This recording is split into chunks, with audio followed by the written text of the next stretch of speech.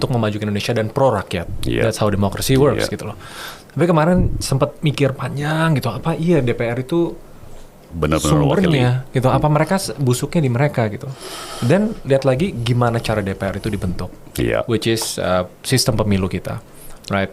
Mereka memang perwakilan rakyat, tapi rakyat yang mana? I think yang paling penting, yang pertama partai, mereka harus, karena sistem partai kita, mereka tunduk lebih ke partai daripada lebih ke rakyat yang mereka representasikan. Kedua, itu lebih ke sponsornya mereka. Kita ya jujur-jujuran aja lah, Indonesia tuh budaya patronage tuh kuat banget. Patronase buat teman-teman yang nggak tahu, itu sebenarnya artinya tuh bagus, melindungi. Ya kayak di Harry Potter kan expecto patronum gitu loh. Artinya untuk melindungi kita. Tapi nih mau dijagain nggak gitu loh. Tapi habis itu nanti dikasih timbal baliknya. Betul. Karena dengan masuk DPR, dengan kampanye segitu, budgetnya gede dan lain-lain, modal. Mereka tuh kayak bisnis gitu. Uang, ya. So, most of the time, mereka merepresentasikan keinginan dari elitnya. Dari sponsornya. Dari sponsornya harus balik modal gitu. Balik modal dengan membuat aturan yang either pro ke bisnis sponsornya, atau pro ke korupsi kalau bisa untuk balikin modal kampanye gitu. Iya. Betul sekali. Jadi salah satu akar permasalahannya itu memang di sistem pemilu kita, ya, yang didominasi oleh partai-partai, ya, dan ujungnya politik uang. Ya. Jadi memang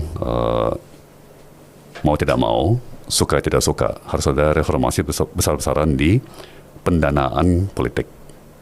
Itu penting. Ya. Dan ini pasti akan sangat tidak populer, ya. Tapi misalnya ya, andai kata kita mendanai parpol dari APBN, ya, saya yakin itu akan sangat banyak mengurangi korupsi. Ya. Bukan hanya korupsi anggaran negara yang dicuri atau digelapkan dan sebagainya ya, tapi distorsi kebijakan.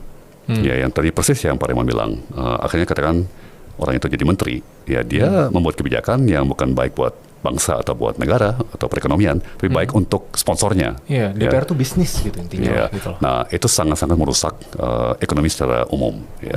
Jadi, dan itu tidak unik di Indonesia doang ya, di banyak negara kondisi seperti itu. Ya. Membuat kebijakan mengutamakan sponsornya, bukan kepentingan luas atau kepentingan publik. Ya. Dan persis yang Pak Raymond bilang, hampir seperti tidak ada pilihan, ya, karena sistem pendanaan politik ya seperti itu, ya. Dan ironisnya yang bisa ngubah itu DPR itu sendiri.